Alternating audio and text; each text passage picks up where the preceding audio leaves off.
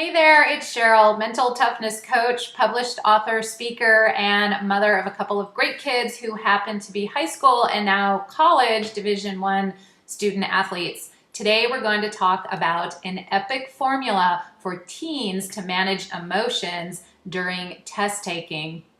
As we all know, taking exams and especially standardized tests can be incredibly stressful, and it's very important that teens know how to master their emotions, to be able to control them a little bit so they can do their absolute best. Now, keep in mind that it's the assumption that teens are well prepared.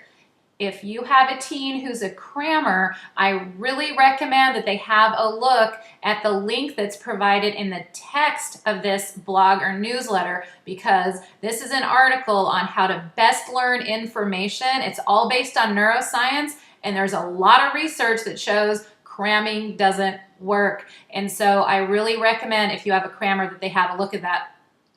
If not, and your teen is really prepared, then let's go ahead and move forward as to how they can manage emotions so they can do their best on an upcoming test, and certainly on the upcoming standardized tests that are right here around the corner.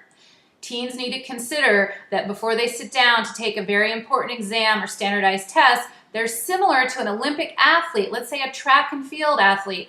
At the beginning of the test, this Olympic athlete needs to be very calm and focused. And that also, just because they set the stage at the beginning of the race, it doesn't mean it's going to carry them through. There's a period of adjusting and readjusting. So just like an Olympic track and field athlete has to adjust and readjust, especially when it comes to their emotions, teens need to do this too, so all of that hard work can pay off, and all of that information that they've learned can actually end up going down on the paper. So thoughts and emotions don't get in the way. So here's the epic formula for teens to manage their emotions so they can perform their best on an upcoming test.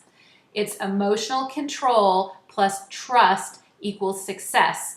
Now, emotional control is vital, as I've explained, because thoughts and emotions can really derail a teen's best performance.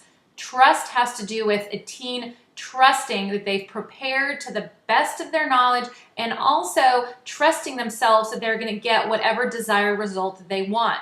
Now, keep in mind that may or may not be the case. They may or may not believe it, but once they sit down to this exam, they may have to be an actor and actress, but they really need to trust themselves that they're going to get whatever desired result that they think they're capable of and that they want.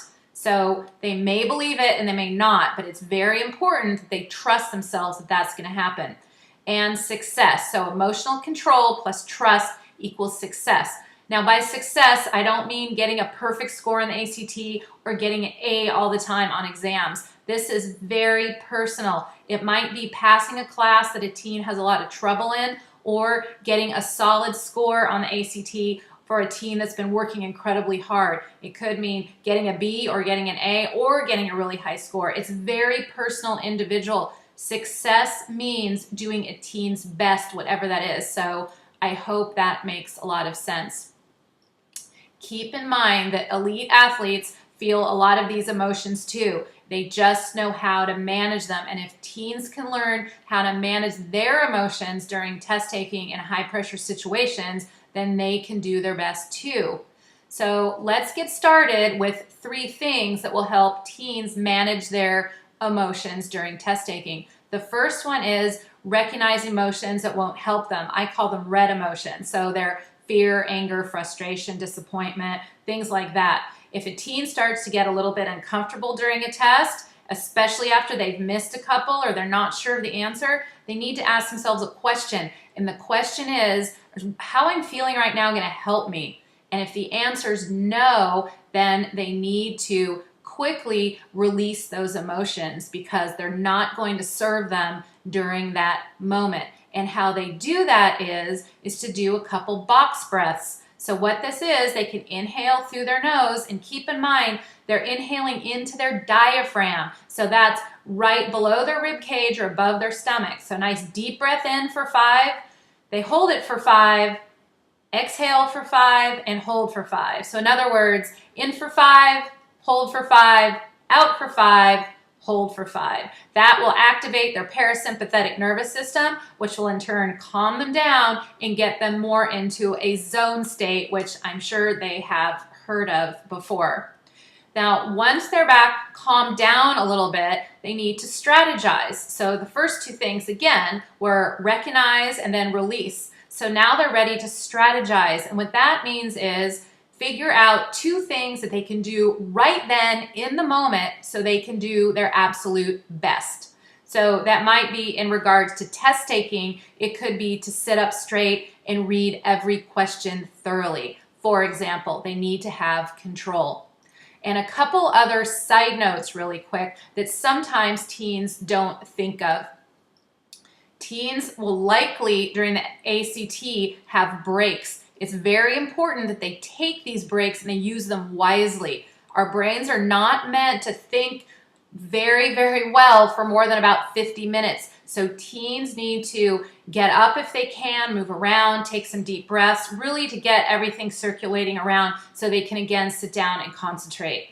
And second, they need to hydrate. Teens are usually very good about hydrating when it comes to athletic events, but they also need to hydrate when it comes to long exams, especially standardized tests.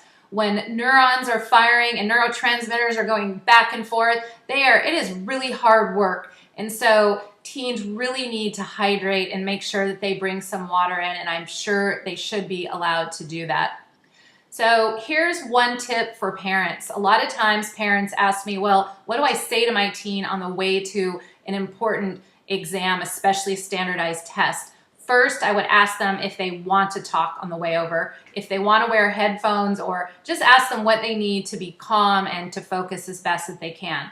If they want to talk, I would have them only talk to them about things that they have control over, and in particular, things that they've noticed that they've been doing that you think might serve them on the test. So here's an example. You might say, I know that you've been working really hard and you've been really putting in your best effort, and I'm sure that you're going to give your best effort when you go sit down today. So just really keep it positive, keep it something that they have control over and something positive that you've noticed. One thing to steer clear of is talking about the outcome. I would never talk about a grade that they either want to get or that they need to get, or also a score on a standardized test. Those things they have really no control over. It creates anxiety in them, and it really mixes up their emotions, and it can be incredibly distracting. So I hope you found that useful for that epic formula for teens to manage their emotions during test taking. We went over 3 ways of managing those emotions. I encourage you to pass this along to any other parents of teens or teens themselves if you know they might find this useful. Best of luck to all the teens that have the upcoming ACT around the corner. Please don't hesitate to reach out to me if I can help in any way. I look forward to seeing you next time.